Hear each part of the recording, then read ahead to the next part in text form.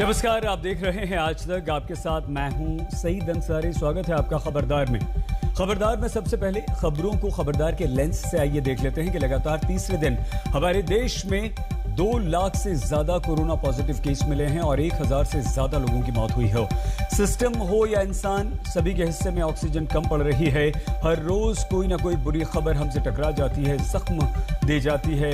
राजनीति लेकिन पूरी शिद्दत से चल रही है, आम आदमी के जख्मों पर नमक छिड़कती है। कोरोना के घोर आपातकाल में महाराष्ट्र सरकार और केंद्र सरकार के बीच ऑक्सीजन से लेकर दवाओं तक तमाम मुद्दों पर राजनीतिक युद्ध हो रहा है। आज इस टकराव का हम विश्लेषण करेंगे।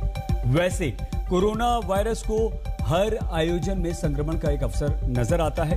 कुंभ में भी कोरोना संक्रमण का जबरदस्त अटैक हुआ। एक ही दिन में निरंजनी अखाड़े के 22 संत संक्रमित हो गए।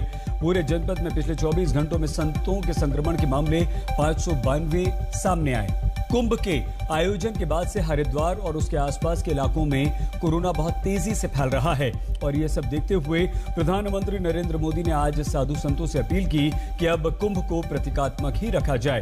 जबकि हरिद्वार में कुंभ मेले को खत्म करने को लेकर तमाम अखाड़ों के बीच मतभेद हैं। आज आस्था और जनहित के लिए जरूरी फैसले के बीच हो रही कश्मकश को हम डिकोड करेंगे। कोरोना के भयानक संक्रमण के बीच पूरी सावधानी बरतने वाले कई लोगों के मन में यह सवाल भी है कि बचाव कैसे किए जाए। बचाव के सारे उपाय करने पर भी संक्रमण यानी कि कोरोना कैसे हो गया? इस सवाल का कुछ हद तक जवाब देने वाला एक रिसर्च हमारे सामने आया है। मेडिकल जर्नल द लैंसेट में छपे इस रिसर्च में दावा किया गया है कि कोरोना वायरस का ट्रांसमिशन हवा के रास्ते से हो रहा है, यानी कि एयरबॉर्न भी है। इस शोध के परिणाम बेहद डराने वाले और हैरान कर देने वाले हैं। कोरोना से संक्रमित व्यक्ति की एक चीख 3 घंटे तक हवा में रहती है और कोरोना संक्रमण की वजह बन सकती है। लैब में किए गए प्रयोगों में कोरोना वायरस 3 घंटे तक हवा में तैरता हुआ मिला है।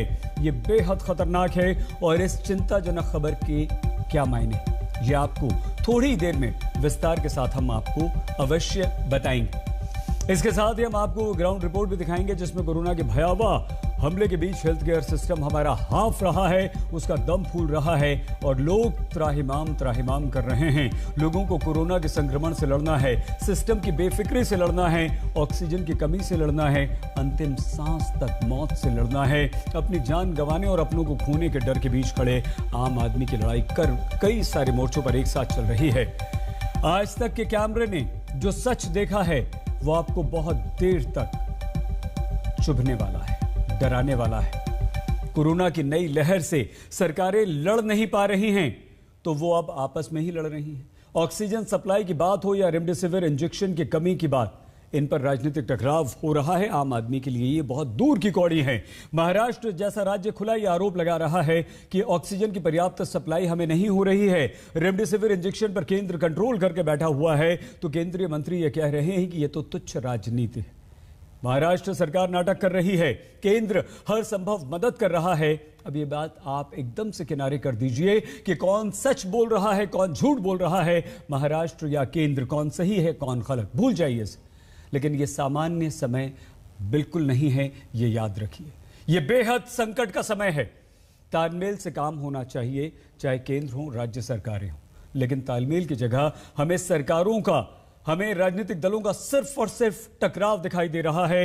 लोग आप और हम इलाज के लिए तड़प रहे हैं, एक दूसरे पर नाकामी का ठीकरा फोड़ा जा रहा है। अस्पतालों में बेड नहीं है, इंजेक्शंस नहीं है, ऑक्सीजन नहीं है। अस्पतालों के बाहर लोगों की भीड़ लगी हुई है और ये सब कोरोना पॉजिटिव है। लोग दवा बिना मर रहे हैं। 20 लाख इंजेक्शन एक्सपोर्ट नहीं हो सकते, कोई पॉलिसी सरकार नहीं बना पा रही है। महाराष्ट्र सरकार खरीदना चाहती है। मुख्यमंत्री महोदय प्रधानमंत्री जी से बात करना चाहते थे और प्रधानमंत्री जी बंगाल के दौरे में ऐसे जवाब मुख्यमंत्री जी को दिया जा रहा है। इन बातों ने कोरोना से लड़ाई पर सियासी टकराव को और कई गुना बढ़ा दिया। महाराष्ट्र सरकार ने दावा किया कि सीएम ठाकरे पीएम मोदी से बात करना चाहते थे। उनसे संपर्क करने के लिए सुबह से कोशिश कर रहे थे, लेकिन ऑफिस में फोन करने पर जवाब ये मिला कि पीएम अभी बंगाल में है, वहां से लौटेंगे तब बात हो पाएगी। प्रधानमंत्री जी से मुख्यमंत्री संपर्क करना चाहते हैं सुबह से। 2 विषय है कि जो ऑक्सीजन की कमी है महाराष्ट्र में, जो स्टील प्लांट है उनकी प्रोडक्शन कम करके वहां से सप्लाई किस तरह से जल्द पहुंचाया जा सकता है, एक विषय वो है। दूसरा, जो एक्सपोर्ट के लिए रेमडेसिविर बनाई गई थी उसे महाराष्ट्र में और अन्य राज्यों में बेचने की परमिशन दी जाए। ये दो विषयों पे मुख्यमंत्री महोदय प्रधानमंत्री जी से बात करना चाहते थे और प्रधानमंत्री जी बंगाल के दौरे पे ऐसे जवाब मुख्यमंत्री जी को दिया जा रहा है। पहला, महाराष्ट्र के सीएम अवेलेबल है कि उसका देखो, राज्य उनके आरोग्य मंत्री और उनके फूड एंड ड्रग मिनिस्टर इनको कितने अवेलेबल है वो देखो, हमारे लिए सीएम कितने अवेलेबल है वो देखो, तो पीएम की बात करो। मुझे लगता है यही राजनीति की खेल करके अपना जो फेल्यूर है वो डाइवर्ट करने का सिस्टमैटिक साजिश है।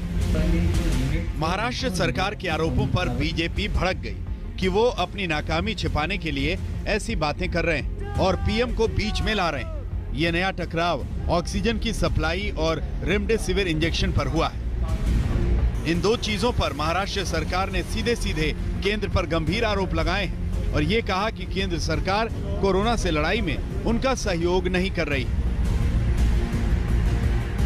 रेमडेसिविर इंजेक्शन पर महाराष्ट्र सरकार ने कहा कि इसका एक्सपोर्ट बैन होने के बाद 16 एक्सपोर्ट कंपनियों के पास रेमडेसिविर के 20 लाख वॉयल्स पड़े हैं। ये एक्सपोर्ट कंपनियां रेमडेसिविर इंजेक्शन बेचना चाहती हैं, लेकिन केंद्र सरकार मना कर रही है और रेमडेसिविर का उत्पादन करने वाली 7 कंपनियों के जरिए ही खरीदने को कह रही है। महाराष्ट्र सरकार का आरोप है कि केंद्र ने कंपनियों से रेमडेसिविर इंजेक्शन महाराष्ट्र को न बेचने को कहा है और चेतावनी दी है कि अगर उन्होंने ऐसा किया तो उनके लाइसेंस कैंसिल कर दिए जाएंगे। और रेमडेसिविर का जहां तक सवाल है, रेमडेसिविर के जो एक्सपोर्टर हैं 16 कंपनियां, उनके पास 20 लाख वायल हैं, ऐसी जानकारी है। कल तो विरोधी पक्ष नेता के साथ 2 दिन पहले जो हमारे परवीन दरेकर जी हैं, हमारे एफडीए के मिनिस्टर से मिलने के लिए ब्रूक फार्मा नाम की कंपनी के लोग आए थे। उन्होंने कहा कि 50,000 वायल देने के लिए तैयार है, इनको आप परमिशन दे दो। हमने ऑर्डर निकाल दिया। आज सुबह वो कह रहे हैं कि हम 5,000 नहीं दे सकते। तो जो हम कह रहे हैं कि दबाव डाला जा रहा है कि महाराष्ट्र को दवाई नहीं दी जाए। लेकिन बात सिर्फ रेमडेसिविर की ही नहीं है, बात ऑक्सीजन सप्लाई की भी है। महाराष्ट्र सरकार ने इसे लेकर भी आरोप लगाए कि जैसा सहयोग दिया जाना चाहिए वो केंद्र से नहीं मिल रहा है। इसी पर सियासी टकराव बढ़ गया है। देखिए, ऑक्सीजन तो जो 1250 KL है, उसमें किसी तरह से जो प्राइवेट स्टील बनाने वाली कंपनियां हैं वो पूरी तरह से हमें सहयोग कर रही। हमें और ऑक्सीजन लगभग 300-400 टन की जरूरत है जो अन्य राज्यों से लाना पड़ेगा। हमें विशाखापट्टनम से ले लो, हमें बंगाल से ले लो, 1500 किलोमीटर दूर से कहा जा रहा है, जबकि भिलाई जैसा स्टील प्लांट हमारे बगल में है। हो सकता है जबलपुर तक हम पहुंच जाएं। हमारे से नज़दीक में बहुत सारे स्टील के प्लांट हैं अन्य राज्यों में जहां से स्टील के प्लांट से ऑक्सीजन लाया जा सकता है, लेकिन कहीं ना कहीं वो चीजें नहीं हो रही है। नहीं, नवाब मलिक ना हेल्थ मिनिस्टर है, ना Nawab Malik food and drug minister है, ना नवाब मलिक चीफ मिनिस्टर है। तो मुझे लगता है नवाब मलिक किस कैपेसिटी में ये बोले मुझे मालूम नहीं। उनके हाथ में केंद्र का कुछ आदेश ऐसा है क्या, कौन बोले उसका रेफरेंस है क्या? मुझे लगता है ऐसा कुछ प्रूफ रह के बोलेंगे तो उस बोलने में कुछ दम रहता है।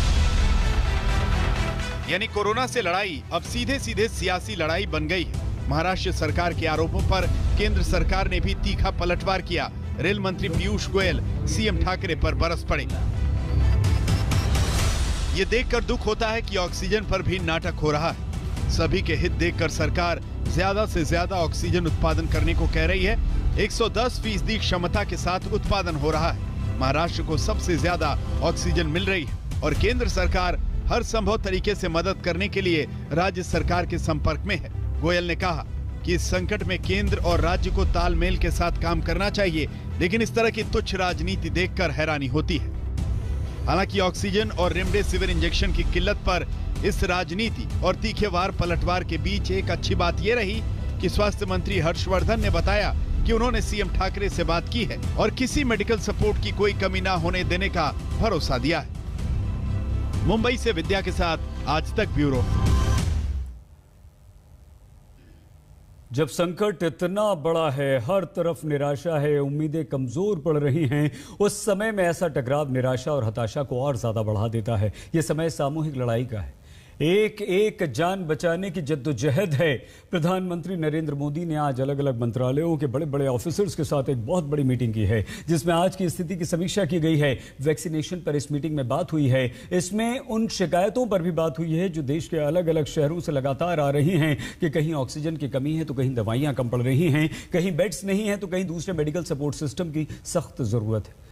प्रधानमंत्री ऐसी मीटिंग्स लगातार कर रहे हैं, वो ऑफिसर से बात कर रहे हैं, मुख्यमंत्रियों से चर्चा कर चुके हैं, राज्यपालों से बात कर चुके हैं, क्योंकि स्थिति लगातार बिगड़ती जा रही है। दिल्ली में आज मुख्यमंत्री अरविंद केजरीवाल ने कहा है कि ऑक्सीजन और आईसीयू बेड्स काफी तेजी से कम हो रहे हैं, ऑक्सीजन का स्टॉक खत्म हो रहा है, रेमडेसिविर और दूसरी जरूरी दवाइयों के स्टॉक्स कम हो रहे हैं। दिल्ली में डेली केसेस अब 24,000 तक पहुंच चुके हैं एक दिन, यानी कि 24 घंटों में। अभी तक ये पता नहीं है कि कोरोना की नई लहर का पीक कब आएगा, लेकिन अभी भी ये बेहद खतरनाक है, भयावह है। दिल्ली के अंदर भी सीमित आईसीयू के बेड्स हैं। जिस तेजी के साथ कोरोना बढ़ रहा है, जाहिर है कि एक सीमा के बाहर आके हर हेल्थ सिस्टम की एक सीमा होती है। तो बेड्स बहुत तेजी के साथ, जो ऑक्सीजन बेड्स हैं, जो आईसीयू बेड्स हैं, बहुत तेज़ी के साथ ख़त्म होते जा रहे हैं। लेकिन आपकी सरकार पूरी कोशिश कर रही है कि बेड्स को और ज़्यादा से ज़्यादा बढ़ाया जाए। पिछले कुछ दिनों में हमने कई कदम उठाए जिसकी वजह से बेड्स को काफ़ी ज़्यादा बढ़ाया गया और अभी तक दिल्ली में बेड्स की कमी नहीं होने दी गई। अभी भी आने वाले कुछ दिनों के अंदर हमने बेड्स को बढ़ाने के लिए कई कदम उठा रहे हैं। यहां हम आपको खबर की पूरी पिक्चर भी बता देते हैं। भारत के कई राज्यों में मरीजों की संख्या ज्यादा होने के कारण ऑक्सीजन की डिमांड बहुत ज्यादा बढ़ रही है। भारत का प्लान यह है कि 50,000 मीट्रिक टन मेडिकल ऑक्सीजन का इंपोर्ट किया जा सकता है। अगर हम महाराष्ट्र की बात करें तो वहां पर मेडिकल ऑक्सीजन की खपत करीब करीब उतनी पहुंच गई है जितनी उत्पादन क्षमता हमारी है, यानी कि 1,250 टन। महाराष्ट्र, गुजरात और छत्तीसगढ़ से हर रोज 50 टन अतिरिक्त ऑक्सीजन ले रहा है। आगे गुजरात की जामनगर में रिलायंस के प्लांट से भी 100 टन ऑक्सीजन मिल सकती है। मध्य प्रदेश में हर दिन 250 टन मेडिकल ऑक्सीजन की जरूरत पड़ रही है। मध्य प्रदेश की अपनी क्षमता उतनी बिल्कुल नहीं है। मध्य प्रदेश की जरूरत गुजरात, छत्तीसगढ़ और उत्तर प्रदेश से पूरी हो रही है। केंद्र सरकार ने 12 राज्यों को चिन्हित किया है जहां आने वाले समय में ऑक्सीजन की खपत और ज्यादा बढ़ सकती है। इन राज्यों को तत्काल जरूरत पड़ेगी। ये राज्य हैं मध्य प्रदेश से सबसे पहले, महाराष्ट्र, गुजरात, राजस्थान, कर्नाटक, यूपी, दिल्ली, छत्तीसगढ़, केरल, तमिलनाडु, पंजाब और हरियाणा। सरप्लस ऑक्सीजन वाले राज्यों से 17,000 टन ऑक्सीजन का इंतजाम हो सकता है। इसके अलावा इंडस्ट्री के एक्सपर्ट ये भी मानते हैं कि भारत में 7,000 टन मेडिकल ऑक्सीजन बनाने की क्षमता है। भारत में ऑक्सीजन को ट्रांसपोर्ट करने वाले क्रायोजेनिक टैंकर्स भी उतने नहीं हैं कि 24 घंटों में 7 दिन ऑक्सीजन की सप्लाई चेन अनवरत हमारे यहां चलती रहे। ये निराशा और संकट का दौर है और इसीलिए हम बार बार कह रहे हैं कि बेहद खतरनाक है। इस निराशा और हताशा के संकट के बीच आज कुछ समझदारी वाली बात भी हुई है। हरिद्वार में कुंभ के आयोजन से कई सारे साधु संतों और अखाड़ों ने पीछे हटने का फैसला कर लिया है। प्रधानमंत्री नरेंद्र मोदी ने आज साधु संतों से अपील की थी और कुंभ को प्रतीकात्मक रखने की बात कही थी। प्रधानमंत्री नरेंद्र मोदी की अपील का असर होता है और यही हुआ। जूना अखाड़े ने कुंभ समाप्ति का ऐलान कर दिया। 2 अखाड़े पहले ही ऐसा कर चुके हैं। कुंभ 30 अप्रैल तक चलना है। 27 अप्रैल को चौथा शाही स्नान है, लेकिन अब हरिद्वार में वहां जो भी धार्मिक आयोजन होंगे वो प्रतीकात्मक ही होंगे। लोगों से भी अपील कर दी गई है कि बड़ी संख्या में कुंभ में बिल्कुल ना आएं, क्योंकि पिछले 2 शाही स्नान में करीब 48 लाख श्रद्धालुओं ने हरिद्वार में स्नान किया है, डुबकी लगाई है। और अगर ऐसे ही भीड़ जुटती रही तो ये बहुत बड़ा खतरा हो जाएगा, क्योंकि खुद अखाड़ों में लगातार संक्रमण के मामले मिल रहे हैं। पिछले 24 घंटों में 600 से ज्यादा साधु संत संक्रमित मिले। हरिद्वार कुंभ पर पीएम ने साधु संतों से जो अपील की, उस अपील का शाम होते होते बड़ा असर हो गया।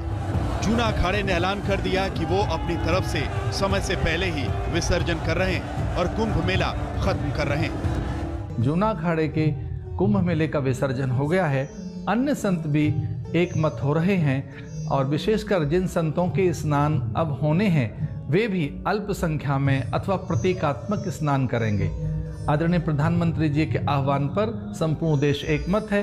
कोरोना के प्रभाव और प्रकोप से मुक्ति मिले, कुंभ नगर से कुंभ मेले से मैं विश्व कल्याण की प्रार्थना कर रहा हूँ। स्वामी अवधेशानंद गिरी से ही आज सुबह पीएम ने फोन पर बात की थी और ये अपील की थी कि 2 शाही स्नान हो चुके हैं, अब कोरोना के ऐसे संकट में कुंभ को प्रतीकात्मक ही रखा जाए, इससे कोरोना से लड़ाई को ताकत मिलेगी। मुझे फोन आया और उन्होंने हालचाल जाने संतों के, वे अत्यंत भावुक मन के प्राणी हैं। मैंने उनसे ये भी कहा कि लगभग सभी स्नान बड़े ढंग से हो चुके हैं, बहुत कम संख्या यहाँ रह गई है, प्राय स्नान करके सब लोग चले गए।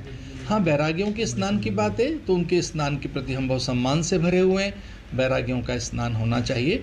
लेकिन जो अन्य अखाड़े हैं प्राय वो सब प्रतीकात्मक ही स्नान करते हैं, ये जो स्नान है वो प्रतीकात्मक ही होता है। निरंजनी और आनंद अखाड़े ने पहले से ही ऐसा कर लिया था। उम्मीद यही है कि बाकी साधु संत भी यही फैसला करेंगे, क्योंकि अभी तक कुंभ पहले खत्म करने पर एक राय। यहाँ हजारों लाखों की मात्रा में वैष्णव साधु संत जो है पड़ाव डालें तो 27 तारीख को भव्यता और दिव्यता के साथ शाही स्नान होगा और गाइडलाइन के नियमों का पालन करते हुए होगा।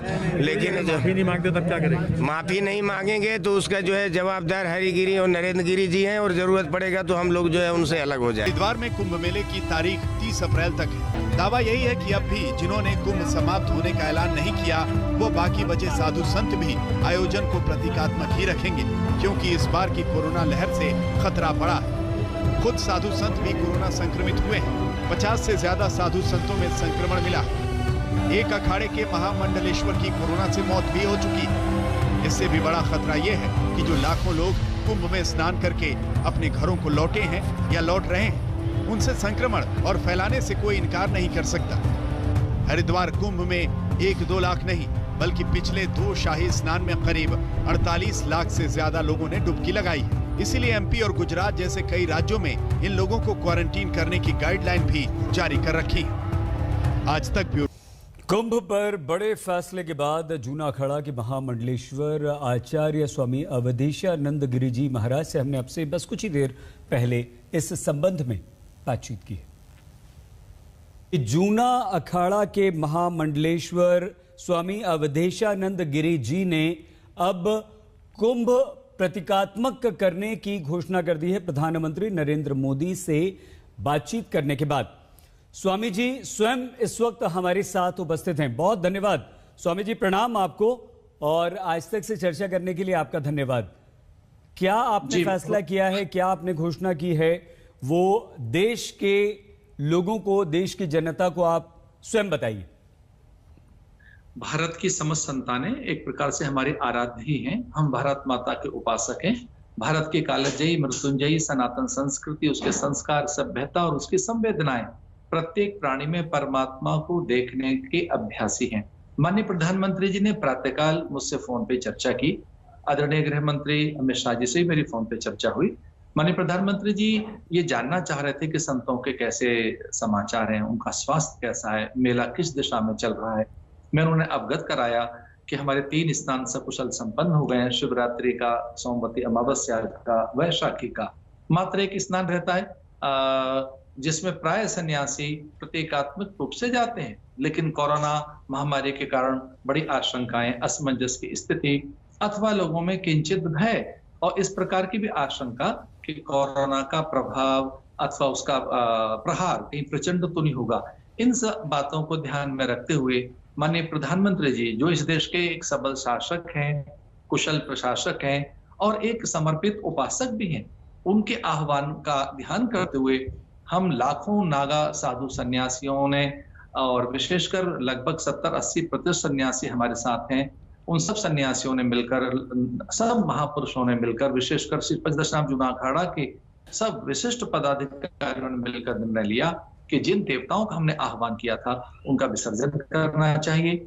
कुछ थोड़ी देर पहले ही हमने सभी आवाहित देवताओं का, इसका अर्थ है जिन देवताओं का हमने आह्वान किया था, कुंभ में जिन देवताओं को बुलाया जाता है, जिनकी उपासना, आराधना, अर्चना, वंदना, अभ्यर्चना हम करते हैं, अथवा जिनके सानिध्य में, जिनके सूक्ष्म सानिध्य में हम जब तक पूजा पाठ और अपनी धूनी रमाते हैं, अथवा जिनके मंगल नैकट्य में हम अनुभव करते हैं कि देव हम पर अमृत बरसा रहे हैं, अथवा हमारी समाधि के सकल प्रयास सार्थक हो रहे हैं, उन सब का हमने विसर्जन कर दिया है। ठीक है, तो स्वामी जी, मैं विधिवत आचार्य महामंडलेश्वर जूनाखाड़ा ये घोषणा करता हूं कि हमने कुंभ में अपने शिविर का विसर्जन कर दिया है। अब हमारे सभी देवगण एक प्रकार से विसर्जित हैं। ठीक, और ये हमने तो क्या स्वामी जी हम इसे कुंभ का समापन समझें? देखिए, कुछ एक दो छोटी छोटी क्रियाएं हैं हमारी, उन क्रियाओं को और हमने करना बाकी है, पर हमारा कोई विशाल समूह नहीं जाएगा। हमको लाखों की संख्या में गंगा के तट पर नहीं जाएंगे, अब कोई लाखों की संख्या में कोई हमारे समूह नहीं चलेंगे। इसे विसर्जन का अर्थ समापन ही होता है, पर समापन करते कोई छोटी मोटी दो चार और हमारी क्रियाएं हैं, तो वो दो चार साधुओं के बीच में हो जाएंगी, पर विधिवत हमारा विसर्जन हो गया है। और मैं एक और निवेदन करना चाहता हूं कि हमारे भारत के सभी सन्यासियों का, चूंकि मैं आचार्य सभा का भी अध्यक्ष हूं, तो पूरे देश भर से मुझे शुभकामनाएं प्राप्त हो रही हैं, बधाई संदेश मिल रहे हैं, और माननीय प्रधानमंत्री जी के आह्वान पर हम सब खड़े हो गए। मैं एक और बात कहना चाहता हूं कि जो एक दो और छोटे से ग्रुप हैं, या आदरणीय बैरागियों का समूह है, वो भी प्रतीकात्मक रूप से स्नान करने जाएंगे। तो अब ऐसा कहा जाना, आचार्य जी, ये प्रतीकात्मक रूप से स्नान कैसे होगा? इसको थोड़ा विस्तार पूर्वक अगर आप बता दें तो सभी के लिए आसानी हो जाएगी। हमारे तो अब हम तो सब जो लाखों लोग हैं वो तो हम जाएंगे नहीं, कुछ थोड़े से लोग रह गए, वो कुछ प्रतीकार्थ है, कुछ सीमित सी संख्या में जिनका एक कोई सारोकार रहता है वो पूरा कर लेंगे। तो जो एक बड़ा समूह, एक विराट समुदाय, एक अंतहीन कोई एक जो प्रजा दिखाई दे रही थी, वो नरमुंडों का जो एक सैलाब दिखाई दे रहा था, वो अब गंगा के तट पर नहीं जाएगा।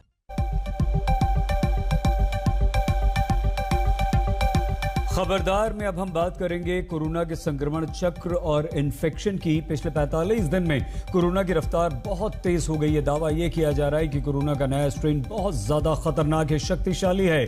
अब दुनिया की सबसे सम्मानित मेडिकल जर्नल और जर्नल्स में शामिल द लैंसेट की एक रिपोर्ट ने कोरोना महामारी को लेकर एक बहुत बड़ा खुलासा कर दिया है। अभी तक यह समझा जा रहा था कि कोरोना नाक और मुंह से हमारे शरीर में प्रवेश करता है, लेकिन नया दावा बेहद चौंकाने वाला है। लैंसेट की रिपोर्ट के अनुसार कोरोना का वायरस हवा के जरिए फैल रहा है।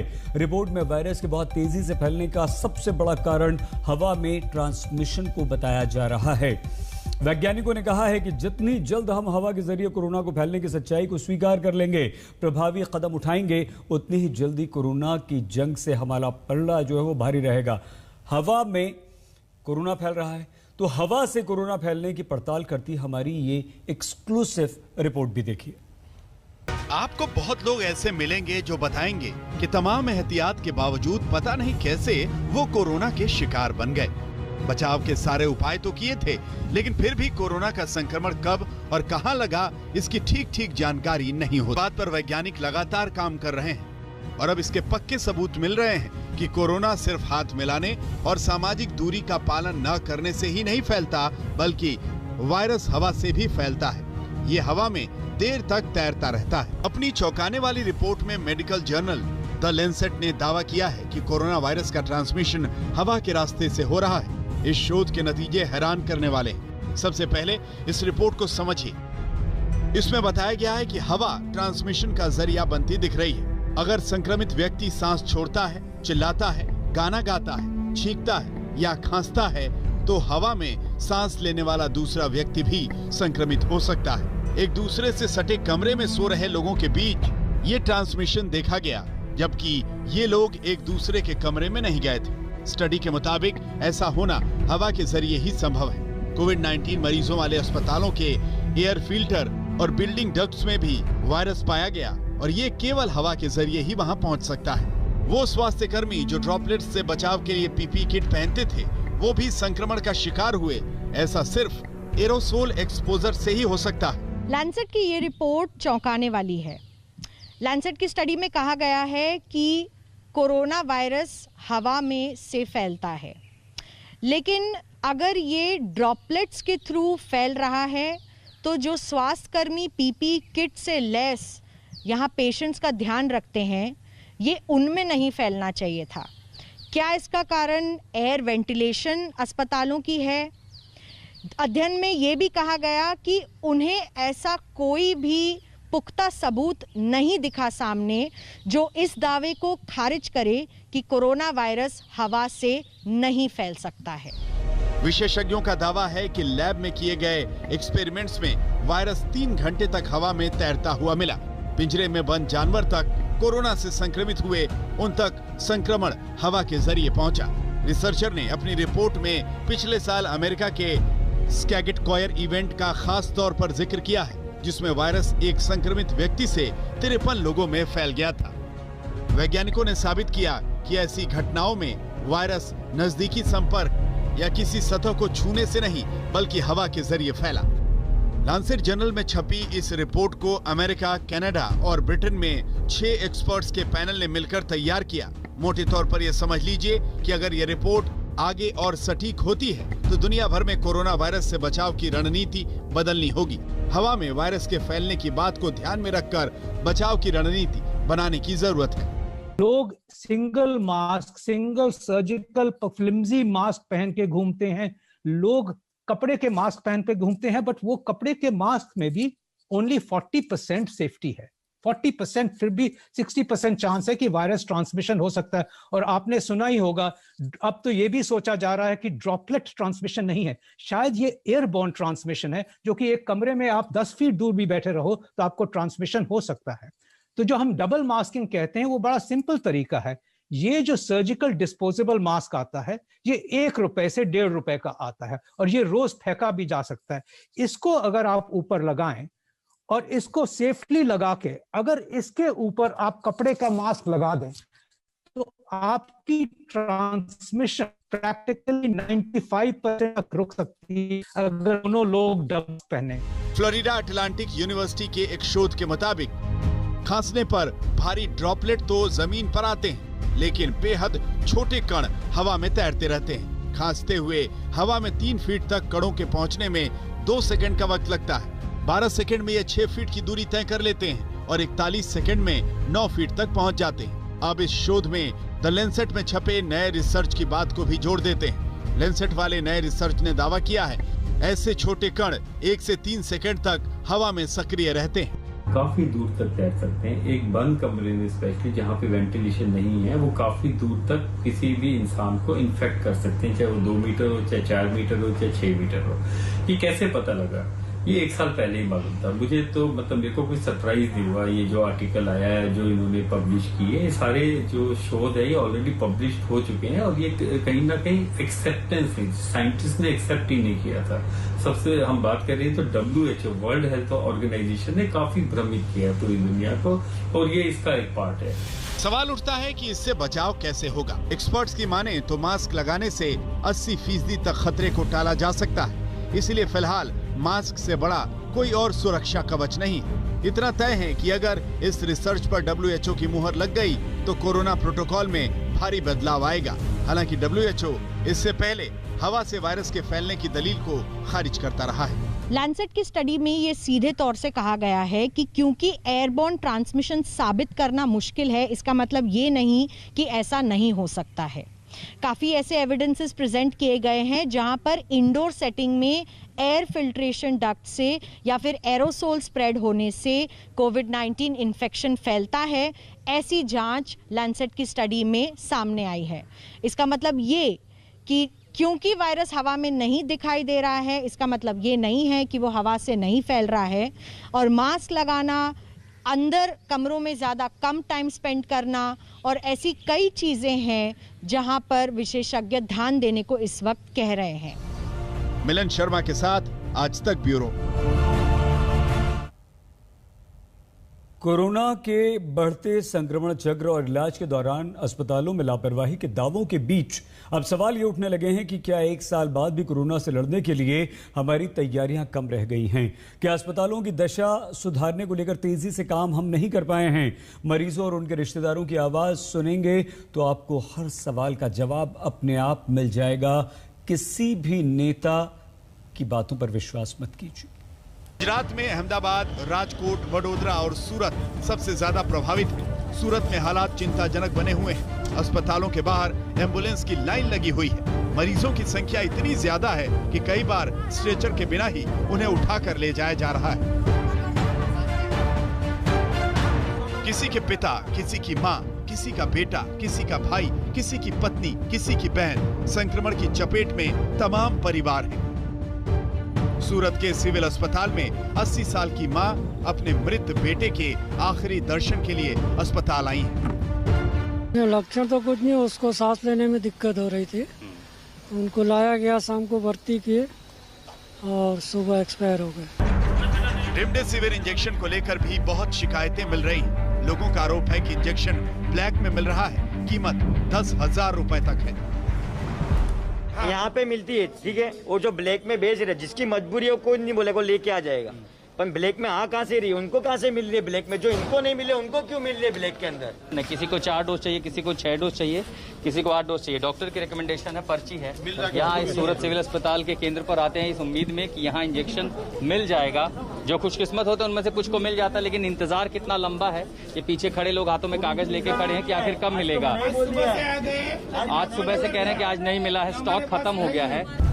महाराष्ट्र में कोरोना के नए मरीजों की संख्या हर रोज हजारों में है। सरकारी अस्पतालों में मरीजों की हालत की पड़ताल करने हमारे संवाददाता मुंबई के गोरेगांव गए, जहां जंबो कोविड अस्पताल है। अपनी सुरक्षा के लिए वो पीपीई किट में वहां पहुंचे और समझने की कोशिश की कि इलाज कैसे किया जा रहा है।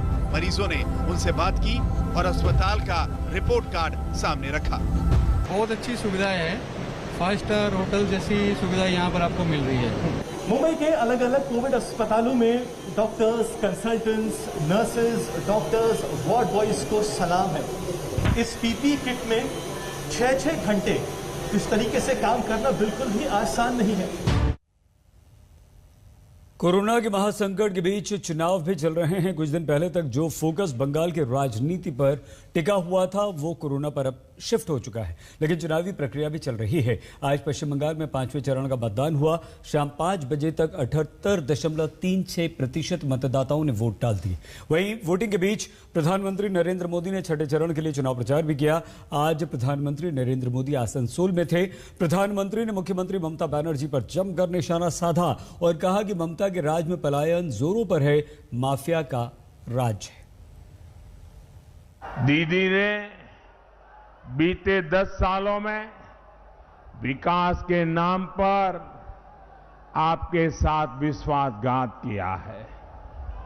विकास के हर काम में, हर काम के आगे दीदी दीवार बन के खड़ी हो गई, दीवार बन के खड़ी हो गई।